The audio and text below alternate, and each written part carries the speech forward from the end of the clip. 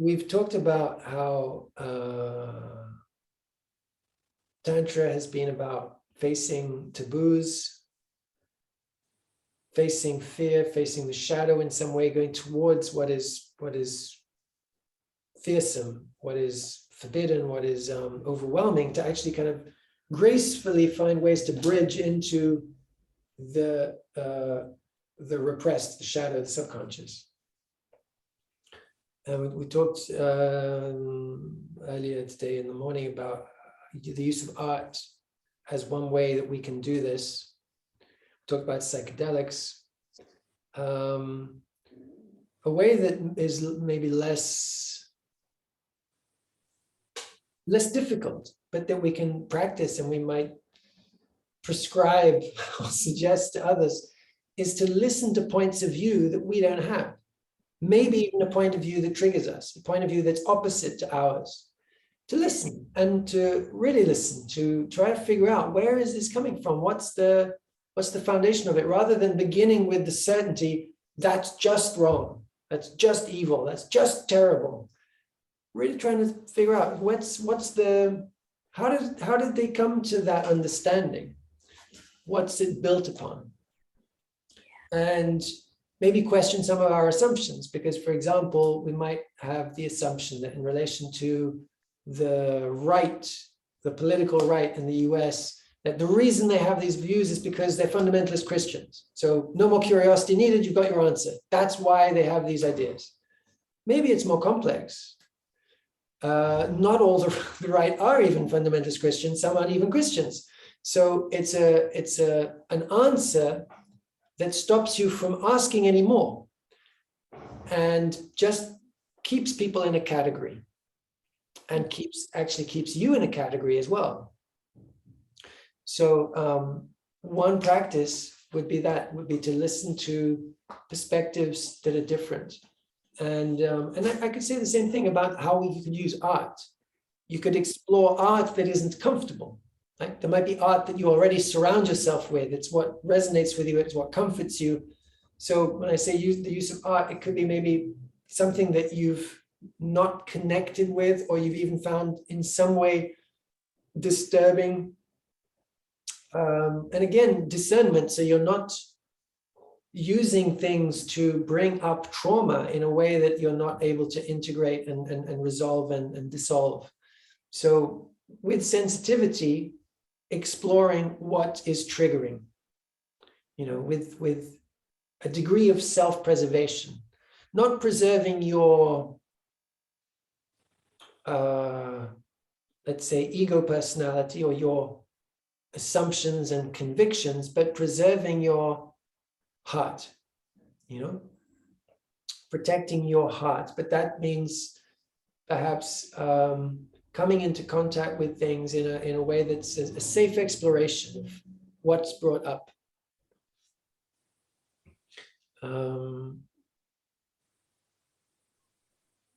My practice, I guess, I didn't really think of it as a spiritual practice, but I've certainly been doing this exploration throughout my life of trying to figure out the other points of view, the other languages. And my exploration of the spiritual traditions was this, in a way. I might identify more with one, but I would wonder, so what are the other ones saying? What do they mean when they say this?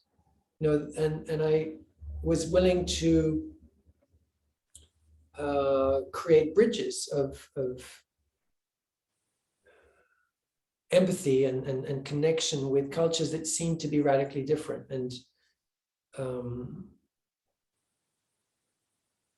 it's been an interesting exploration doing this with the political dramas in the United States, of really trying to understand what is each side so sure about, what's motivating them. And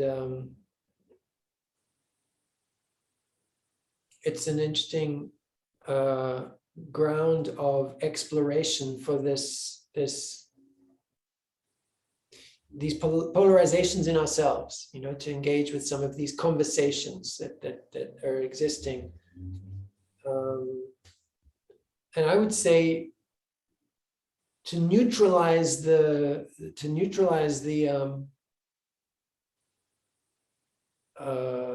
dissonance and to find harmony arising, maybe by finding a middle ground, or maybe it's not even quite that in terms of what takes place, because maybe it's not a middle ground in the sense that they're there and I'm here, but now that I really understand what they're saying, and I really understand what they're saying, it's no longer even a polarization. It's like I see that they're both motivated actually from compassion and fear.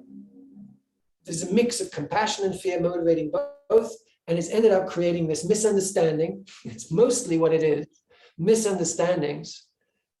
And so it's not that you're in the middle between two real positions, but you're realizing that it's so much misunderstanding that's creating conflict.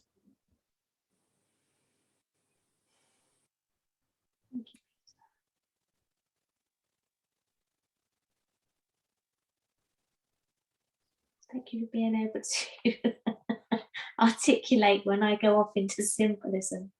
That's exactly it. Thank you. Oh, thank you.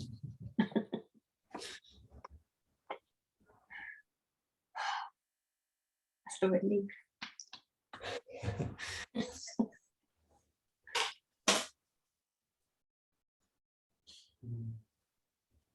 That's somewhat related because we identify it with our thoughts, with our beliefs.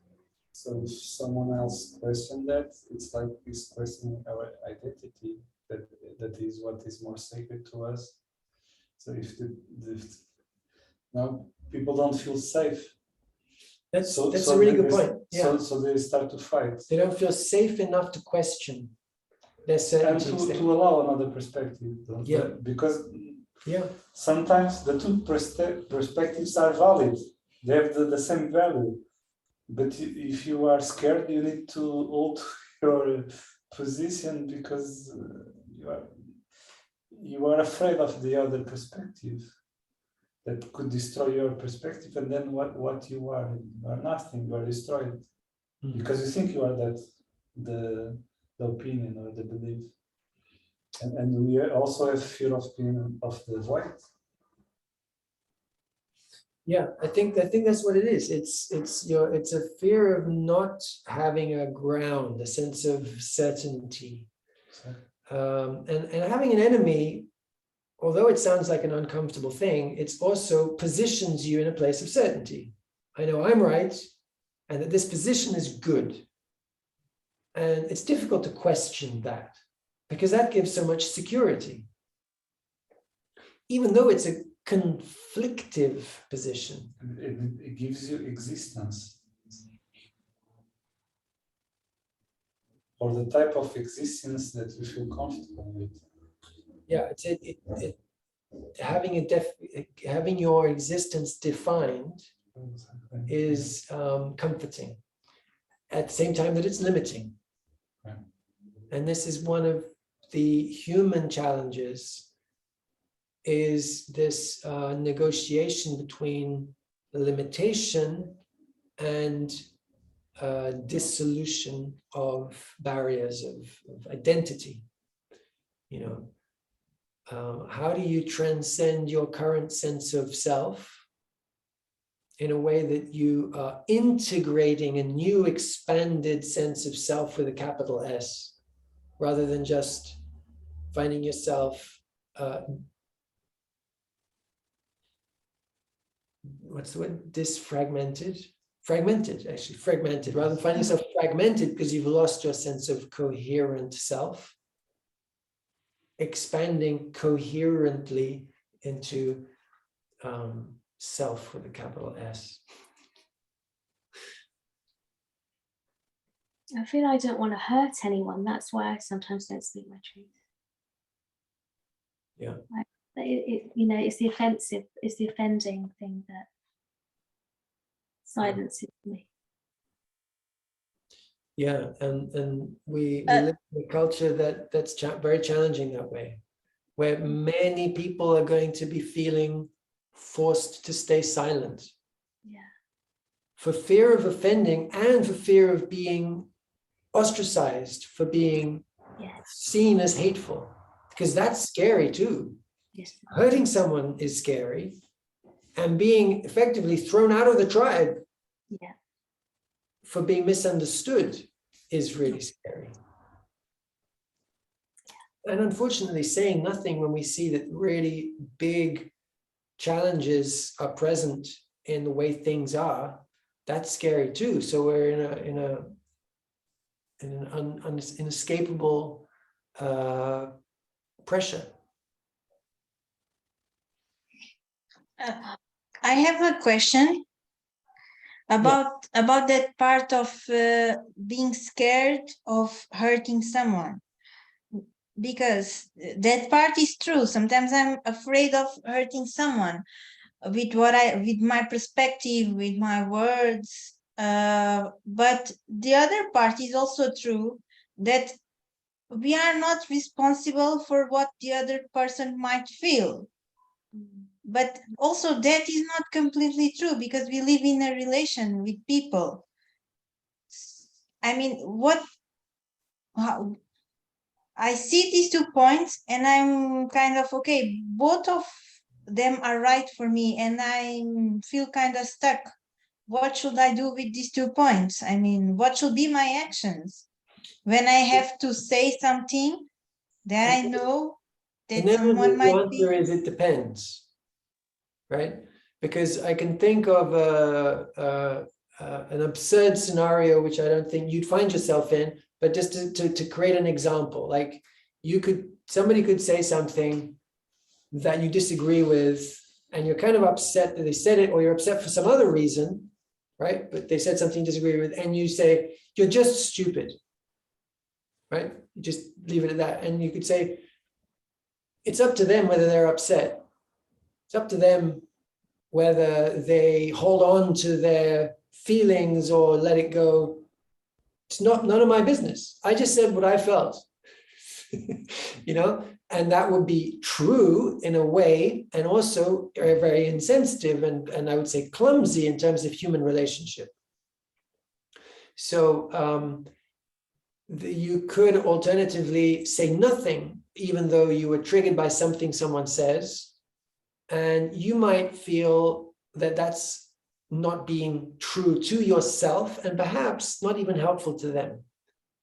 Not helpful to them to not say what you see. But there's a big range of things you could say other than you're just stupid. You could say, you know, I wonder what it is that makes you see things that way, right? So you question them, and questioning them could be perceived in a threatening way. That could upset them. Just that could upset them. Asking them, I wonder what it is that makes you see things that way. Some people will respond positively and feel able to engage in conversation and say, well, it's because I have this experience and I have this information, and so that's why I see things this way. And other people will just feel attacked by the fact that you've questioned their perspective in any way, even by just asking them a question. So, but I would say that it depends. But in some cases, asking the question might be a way for you to feel that you've not repressed yourself, not pretended everything's okay. You've said, you know, I wonder why you feel that way. So without saying, I think you're wrong or stupid or what an absurd perspective, you've opened up the possibility of maybe what you've said isn't gospel truth. Maybe it's a perspective. It might be valid. It might be questionable. Let's leave that open, and there might be a space to explore that or not. But I think that's an example of how we can navigate between the extreme of being offensive in a way that's not constructive, or being silent in a way that's also not constructive.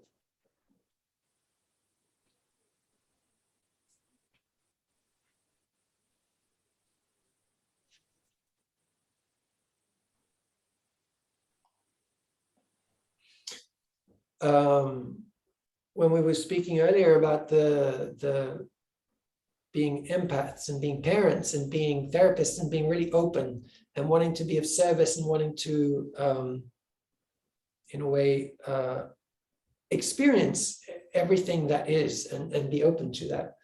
I actually think it was later on that the theme came up of kids seeking to know what the boundaries are, what the rules are, and testing the limits in ways that can seem aggressive, can seem manipulative, but I would say that there's also an intelligence behind it that is saying, I need to know the rules. I need to know what the barriers are. I absolutely need to. So I'm pushing because I need to know. And in relationships with adults, that comes up too, where people might step over what we feel is a limit in what's comfortable, in what's friendly, in what's what we feel is coherent in terms of the kind of trusting relationship we would like to have with that person. And so they might have overstepped a barrier unconsciously testing, because they also need to know. Something in them wants to know, well, what do they count on from you? It's a way to get to know you, right? It's a way to get to know each other is to test each other. And we may sometimes do it unconsciously as a way to sense, are we safe with this person? What happens if I make a mistake? What happens if I do the wrong thing? Am I rejected, or do we figure it out? And so sometimes when someone that we trust or that is close to us disappoints us, does something that really bugs us, it can be an opportunity for strengthening the relationship. If it's happening all the time and it's been addressed and it still continues, maybe it's just a very unhealthy relationship, and it's a clear sign of this is toxic and it's not a healthy relationship, and there seems to be no change, no willingness for change. So there's also that possibility. But a transgression of expectations can be an opportunity for healing and deepening love and understanding and compassion.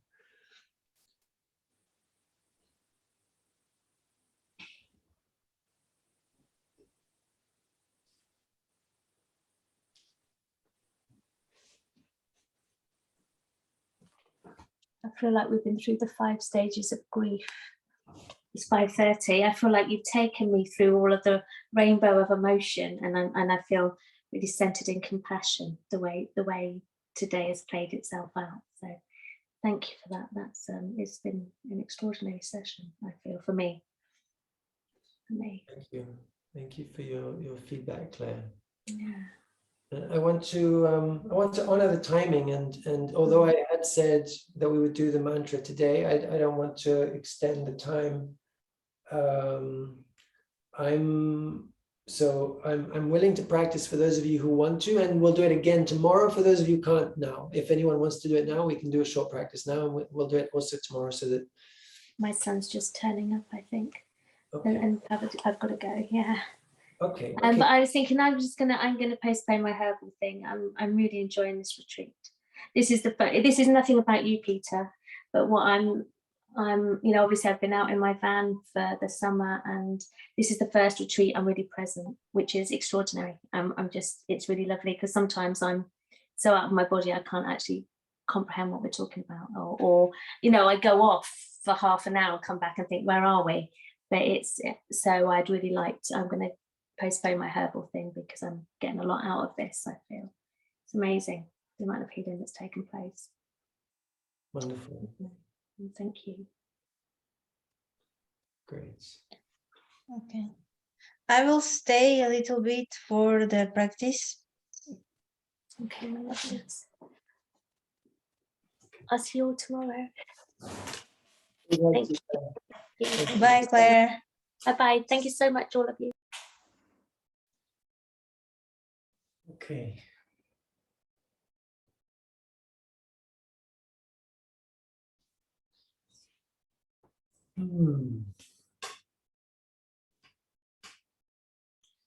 So we can bring the association of the mantra into our sensitivity to the energy body, remembering each syllable as being associated with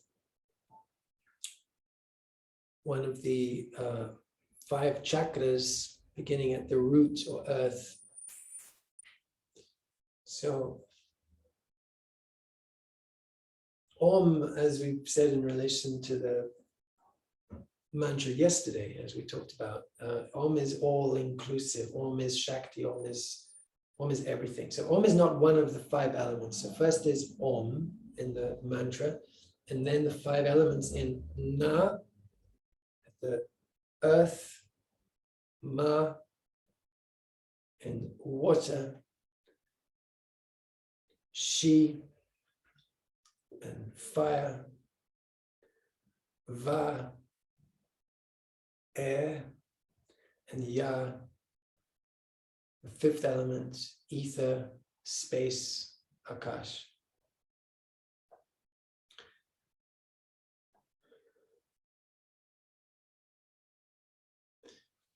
And remembering that tantric practice can be seen as this inner process of transmutation, of awakening of energy.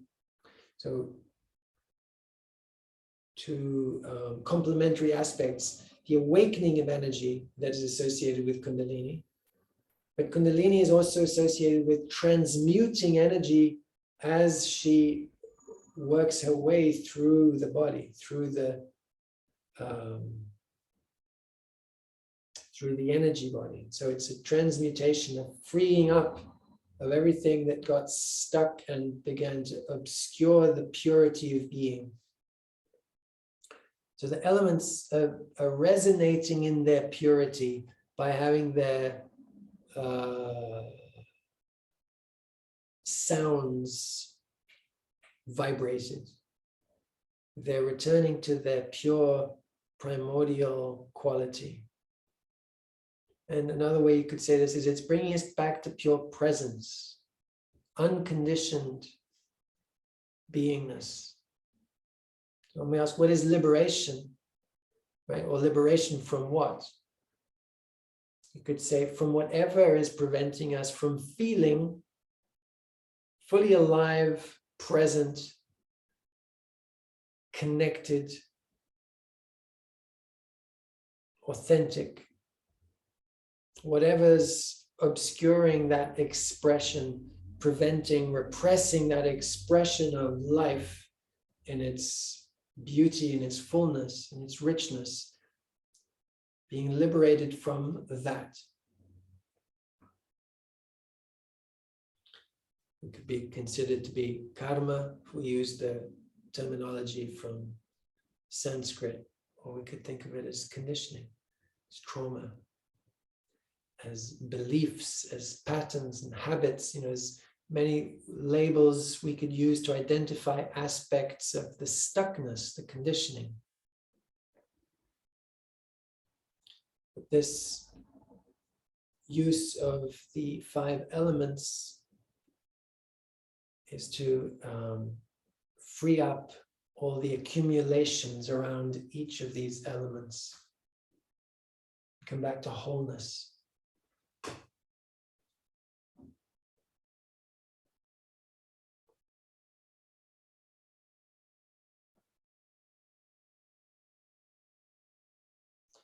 Om Namah Shivaya. Om Namah Shivaya. Om Namah Shivaya. Om Namah Shivaya. Om Namah Shivaya. Om Namah Shivaya. Om Namah Shivaya. Om Namah Shivaya. Om Namah Shivaya. Om Namah Shivaya. Om Namah Shivaya.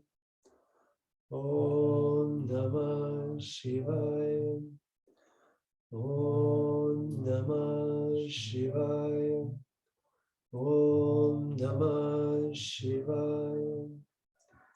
Om Namah Shivaya.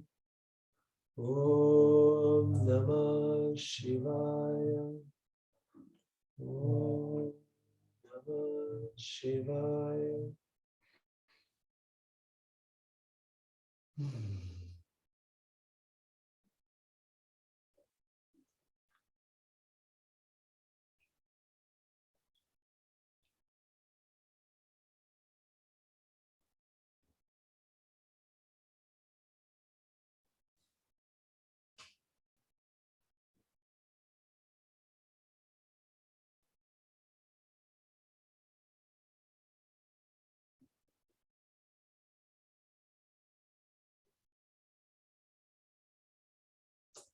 I want to acknowledge the paradox of Shiva being symbol of non-dual absolute reality, pure unconditioned consciousness beyond time, space, and concepts. And yet we're working here with 5 elements, which seems very different. We're using the Om Namah Shivaya chant, which would seem to be a devotional chant to Shiva, the absolute, unconditioned, undefined reality. But we're working with 5 elements, 5 chakras. So we're bridging, rather than just see this as a contradiction, we can understand it as a bridge between the lived reality, the experiential reality, day to day, of being in time and space with a body, with an identity, with conditioning and patterns and habits, but also the desire to experience and perhaps also dissolve into the true unconditioned field of beingness. And so by returning the elements themselves to their pure essence, you are also returning to the subtlest manifestation of ether, and even beyond the subtlest manifestation to the unmanifest through this dissolution, this letting go of accumulated characteristics that have gathered around the elements in our being.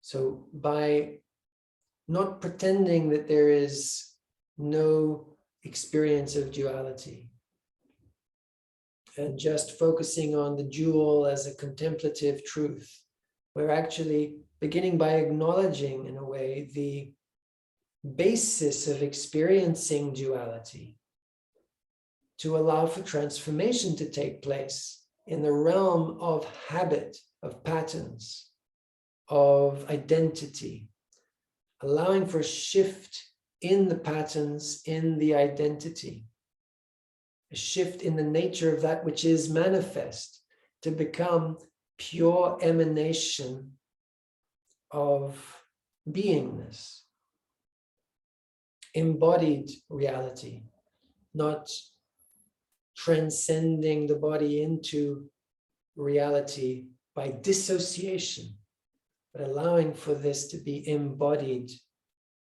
freedom.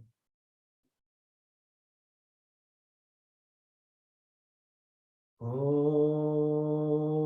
Namah Shivaya. Om Namah Shivaya. Om Namah Shivaya. And your use of the mantra may transform into, you could say, transform from a focus on the manifest or the plurality of the elemental experience or the physical experience and dissolve into a contemplation of Shiva as the unconditioned reality. So you may find yourself dancing between these two expressions of the mantra.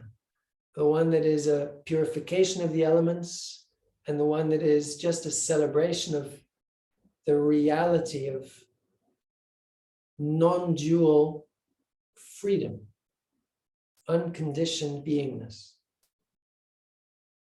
So it's, you're not trying hard to transcend, not trying hard to purify. You're acknowledging that aspect of your experience, but allowing yourself to melt also in the devotional or celebrational surrender to the deeper reality that you know in your being.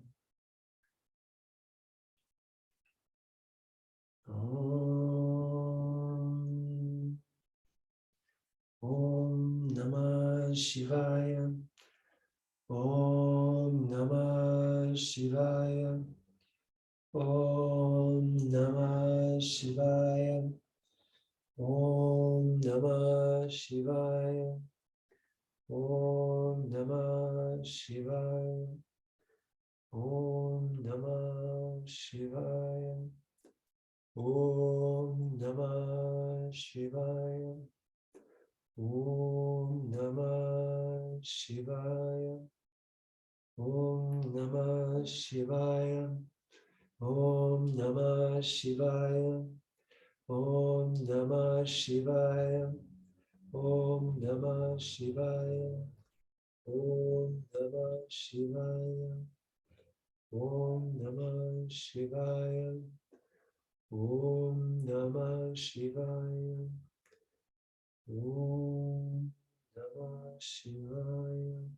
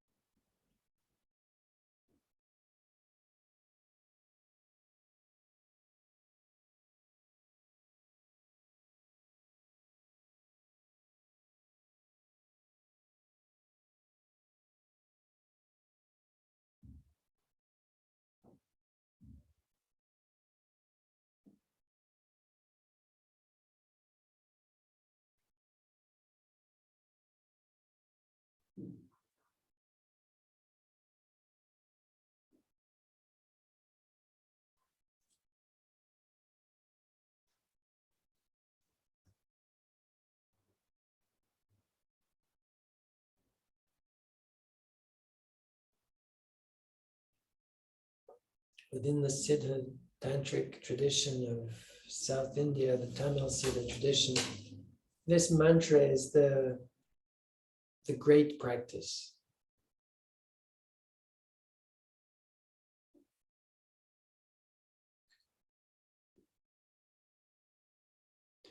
I'd say this is the most precious practice of the Tamil Siddha tradition. It is honored in many verses of their songs and writings.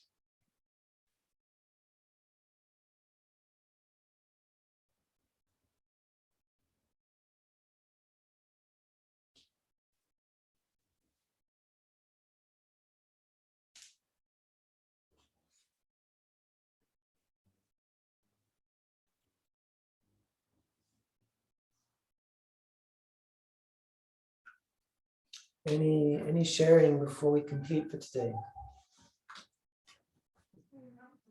I have one thing to ask, Miguel.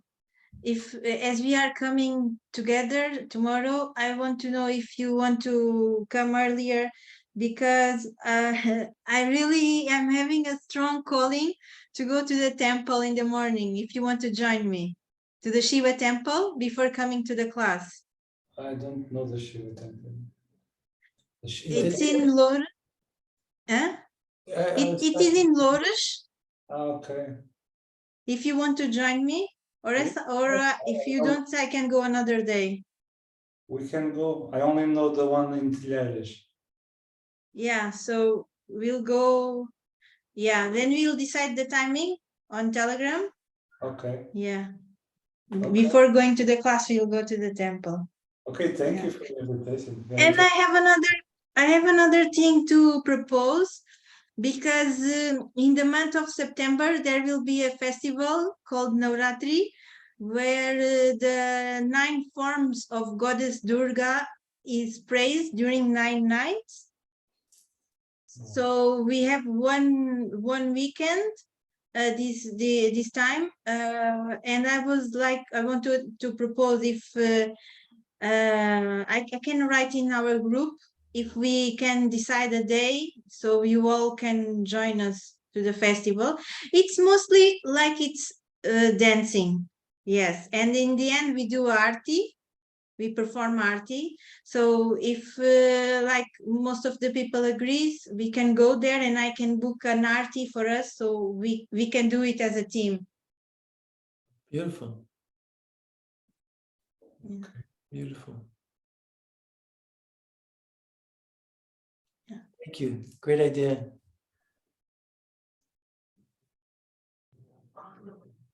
Yeah, Okay. I'll write on the Telegram group. Yeah. Okay. If more people wants to come, we can join, and you can bring your families too. It's open to everyone. Yeah. Wonderful. Okay. See you tomorrow. And tomorrow my mother will be back at in the apartment. So we might do the program in the consultation space there. We'll be in a more enclosed space, but it's not a big group, so we'll be fine. And we might do some outdoors. So we'll see. Okay, for me, it's fine. All right, great. Okay. I'll check the weather. See you. Bye. Have a good rest. Bye. Ciao. Love to everybody.